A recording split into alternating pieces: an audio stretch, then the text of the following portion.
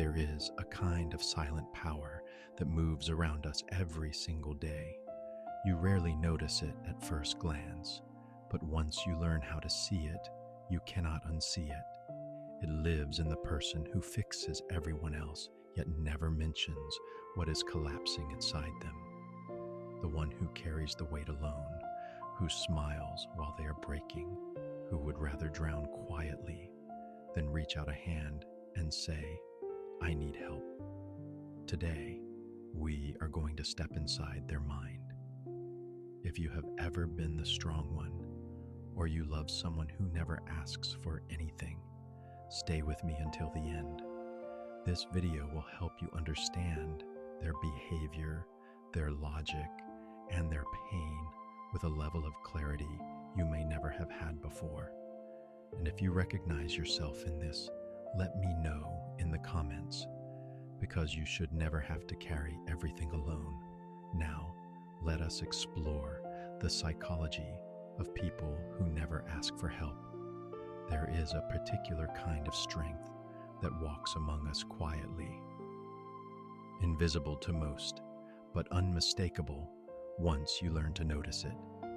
It is the person who solves everyone else's problems and never speaks about their own, the one who holds heavy burdens in silence, who smiles through their struggles, who would rather suffer alone than risk reaching out for support. These are the people who never ask for help, and their psychology reveals something profound about human nature itself. You might think this belongs only to pride or pure independence, but the truth runs much deeper. The mind of someone who refuses help operates on principles very different from what most of us understand. They have constructed elaborate inner systems to manage pain, to solve problems, to navigate challenge after challenge without ever saying the words, "I need you." This is not just stubbornness and not only strength. It is a complex psychological landscape shaped by past experiences, learned behaviors, and adaptive mechanisms that protect them and at the same time imprison them. When researchers study help-seeking behavior, they discover something fascinating. The brain of someone who consistently avoids asking for assistance does not simply prefer self-reliance. It actually begins to form different neural pathways around problem-solving and emotional regulation. These individuals strengthen the regions linked to internal resource management, while the areas responsible for seeking social support become less active. It is as if their mind has rewired itself to function as a completely self-contained unit. How does someone develop this psychological pattern? The journey often begins early, usually in childhood environments where asking for help was met with disappointment, judgment, or dismissal. Maybe it was a parent who was too overwhelmed to respond to their needs. Maybe siblings mocked their vulnerability, or teachers praised self-sufficiency above everything else. Each time they reached out and the response was inadequate, their brain quietly stored a lesson. Help is unreliable, but you are not. These early experiences create what psychologists call learned self-reliance. The child's developing mind starts to associate independence with safety and asking for help with possible harm. It is not a conscious choice, but an automatic protective response. The brain starts building backup systems, alternative solutions, and inner resources because external support has shown itself to be unpredictable. Over time, this becomes their default mode of operation. As they grow, this self-reliance shifts from survival mechanism into identity. They become the person others turn to in crisis, the reliable one, the problem solver. Their sense of self intertwines with being the helper rather than the helped. They feel deep satisfaction when they solve complex situations alone, when they are the rock others lean on, when they maintain control over their world without outside interference. This psychological profile creates a powerful paradox. They are excellent at reading other people's needs and offering support, yet increasingly blind to their own vulnerabilities. They develop an almost supernatural sensitivity to notice when someone else is struggling, often before that person realizes it themselves. But when it comes to their own emotional or practical needs, they experience a kind of inner blindness. Their internal dialogue runs on different rules than most people know. While others may think, "I should ask someone about this," their mind jumps instantly to, "How can I figure this out on my own?" It is not that they never realize they need help. They do. They simply process that realization through a different lens. The question is not, "Would help be useful?" but "How can I reach the same outcome using only my own resources?" This creates a unique relationship with time and energy. People who never ask for help often spend far more time solving problems that could be resolved quickly with a bit of assistance. They research endlessly, experiment with multiple approaches, try several strategies, and keep going until they finally achieve what a simple conversation might have solved in minutes. For them, this massive investment of time and effort feels more acceptable than the vulnerability it would take to seek support. Their emotional regulation systems work with remarkable sophistication. They have built internal mechanisms for processing stress, disappointment, and overwhelm that most people never need to create. They can compartmentalize feelings, rationalize setbacks, and keep functioning even under significant pressure. This is not emotional numbness, it is emotional efficiency. They have learned to extract the useful information from their feelings while minimizing the disruptive parts. The way they view relationships is fundamentally different from those who regularly seek support. They see themselves as givers, not receivers, contributors, not consumers. This perspective shapes every interaction. They enter friendships, family dynamics, and romantic relationships with an unconscious assumption that their role is to provide, not to receive. They feel deep fulfillment in being useful to others, but genuine discomfort when others try to be useful to them. This creates a subtle imbalance in their relationships. While most people experience a natural give and take, these individuals operate mostly in one direction. They give generously, but receive reluctantly.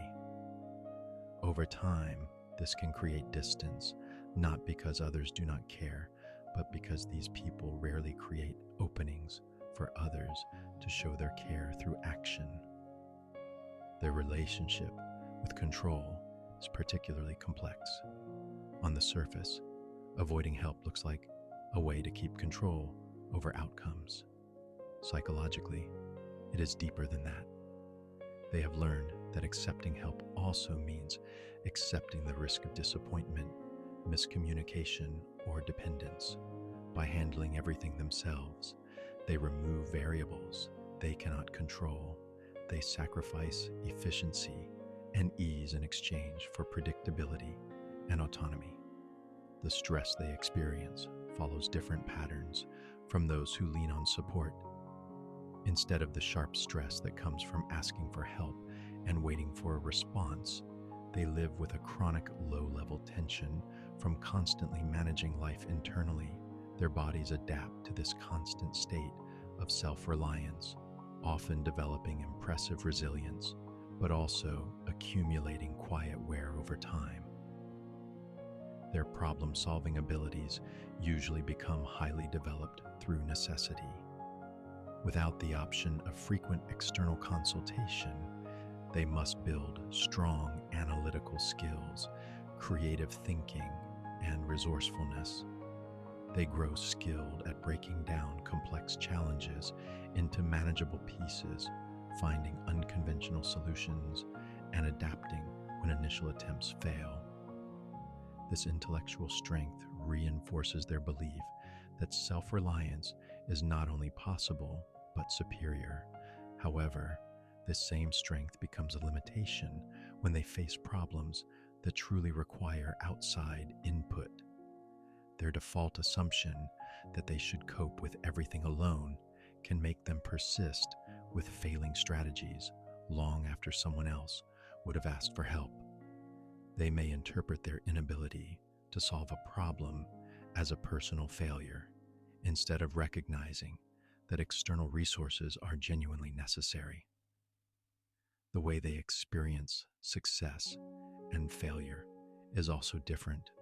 When they succeed through their own efforts, the satisfaction is intense because it confirms their core belief in self-sufficiency. When they fail, the impact can be devastating because there is no external factor to share responsibility with. Every outcome feels like a direct reflection of their personal worth, creating enormous pressure to always perform and always succeed alone. Their relationship with vulnerability needs careful attention. It is not that they lack emotional depth or that they avoid all openness. They have simply learned to express vulnerability in ways that do not require reciprocal support. They might share struggles as stories of challenges they have already overcome, rather than as present needs. They talk about difficulties in ways that highlight their resilience, not in ways that invite assistance. This creates an interesting dynamic in their social world. People see them as incredibly strong and capable, which is true, but this image becomes a trap. Others assume they do not need help and hesitate to offer it, while they interpret the lack of offered help as proof that they were right to rely only on themselves. The psychology of people who never ask for help reveals something profound about how adaptable humans are and how differently we learn to move through an uncertain world. Their internal world functions like a sophisticated ecosystem that most people never witness. While many experience a moment of stress and immediately think of who they could call or text, these individuals turn inward. Psychologists sometimes call this an internal consultation system. Their mind automatically cycles through learned strategies, past experiences, and possible solutions without seriously considering external input as a first option. This mental architecture creates a unique relationship with time. They do not feel the immediate relief that comes from sharing a burden or the quick resolution offered by an outside perspective. Instead, they enter what researchers describe as extended processing mode. Problems sit in their consciousness for days, weeks, even months, while they work through every possible angle on their own. This is not procrastination, it is thorough internal problem solving that runs on a different timeline than collaborative approaches. The way they handle emotional pain may be the most complex part of their psychology. Most people instinctively seek comfort, validation, or perspective from others during hard times. These individuals build elaborate inner comfort systems. They become their own therapist, their own cheerleader, their own voice of reason. They learn to give themselves the emotional support others usually seek outside. This self-contained emotional processing creates remarkable resilience, but also deep isolation. They can endure storms that might break others, yet they endure them in silence. Their victories are often private, their breakthroughs unshared, their darkest nights survived alone. This is not because they do not value connection, but because they have learned to meet their own emotional needs so completely that external validation feels unnecessary or even uncomfortable. Their relationship with trust runs on rules that seem contradictory from the outside. They may trust others fully in some areas and trust almost no one in others. They might trust a friend with their deepest secrets, but not with practical help, like moving house. They might trust colleagues with important projects, but not ask for emotional support during personal crisis. This selective trust is not inconsistency. It is a sophisticated system based on what they believe they can safely expect from others. The paradox deepens when you realize that many of them are incredibly trustworthy themselves. They become the ones everyone else depends on, precisely because they never depend on anyone. This creates a strange social pattern. They are often the most reliable person in their social circle, and at the same time, the most disconnected from the mutual dependency that usually defines close relationships. Their decision-making reflects this inner orientation. While many people gather opinions and feedback before important choices, these individuals rely mainly on inner analysis. They become highly skilled at predicting outcomes, weighing risks, and evaluating options without much external input. This can lead to excellent decisions because they practice brutal honesty about their motives, abilities, and limits. Yet this inner focus also creates blind spots that an outside perspective would quickly reveal. They may spend weeks examining a situation from every internal angle, while missing obvious external factors that someone else would notice right away. Their thoroughness is both their greatest strength and a significant limitation. Personal growth also looks different for them. Instead of learning through advice, feedback, or mentorship, they learn through trial, error, and self-reflection. They become self-taught in the school of life, teaching themselves lessons that others may learn through community and shared experience. This brings a unique depth of self-knowledge, but can also mean they miss insights that only arrive through real interaction with others. The paradox deepens when you realize that many of them are incredibly trustworthy themselves.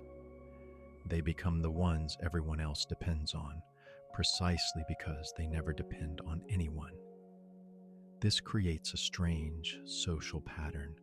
They are often the most reliable person in their social circle, and at the same time, the most disconnected from the mutual dependency that usually defines close relationships. Their decision-making reflects this inner orientation. While many people gather opinions and feedback before important choices, these individuals rely mainly on inner analysis. They become highly skilled at predicting outcomes, weighing risks, and evaluating options without much external input. This can lead to excellent decisions because they practice brutal honesty about their motives, abilities, and limits. Yet this inner focus also creates blind spots that an outside perspective would quickly reveal. They may spend weeks examining a situation from every internal angle while missing obvious external factors that someone else would notice right away. Their thoroughness is both their greatest strength and a significant limitation. Personal growth also looks different for them. Instead of learning through advice, feedback, or mentorship, they learn through trial, error, and self-reflection. They become self-taught in the school of life, teaching themselves lessons that others may learn through community and shared experience. This brings a unique depth of self-knowledge, but can also mean they miss insights that only arrive through real interaction with others. Their stress response systems adapt to function without external release valves, While many people let go of stress by talking, seeking comfort, or sharing burdens, these individuals develop internal release systems. They may process stress through intense exercise, creative work, or deep thinking. Their bodies and minds learn to complete the stress cycle without outside help, which creates impressive self-sufficiency, yet can miss the healing power of genuine human connection. The idea of reciprocity holds a different meaning for them. They give freely and consistently, but struggle to receive in ways that feel natural. This is not selfishness. It is a fundamentally different understanding of social exchange. They see their ability to solve problems, to provide support, and to remain self-sufficient as their main contribution to relationships. The idea that others might want to contribute back to their well-being can feel foreign or even like a burden. This creates subtle relationship challenges they may not recognize.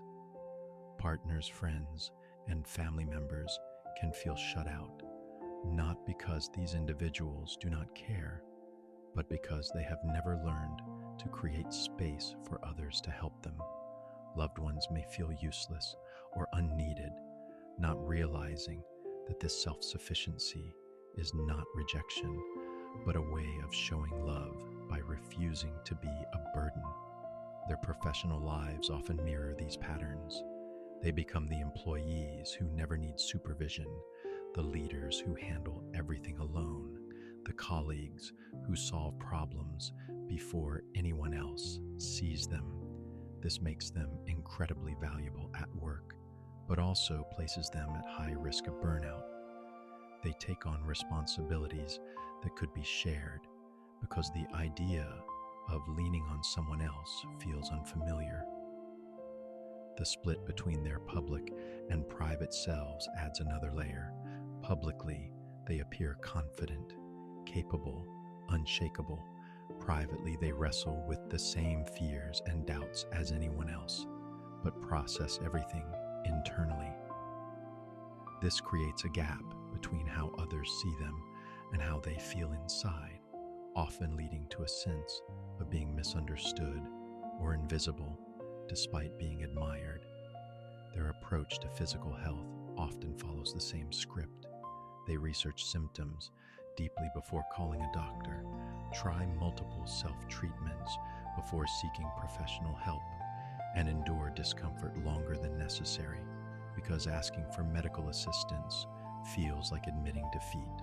Again, not recklessness, but the same pattern of self-reliance. In the end, the psychology of people who never ask for help shows us just how adaptable the human mind can be and how many different ways we create safety and meaning in an unpredictable world. The reluctance to seek help does not come from arrogance, but from deeply learned patterns that once protected them. They have built remarkable inner resources, emotional regulation systems, and problem-solving abilities that many people never need to develop. Yet this same strength can become their greatest vulnerability when it prevents them from receiving the healing, the softness, and the growth that come through real human connection. If you recognize yourself in this, remember that learning to accept help is not the end of your strength. It is the evolution of it. And if you love someone who lives this way, understand that their independence is not a rejection of your care. It is the language they learn to protect themselves and to protect you from the disappointments they once knew too well. Sometimes the bravest thing we can do is stop carrying everything alone and allow ourselves, for once, to be held.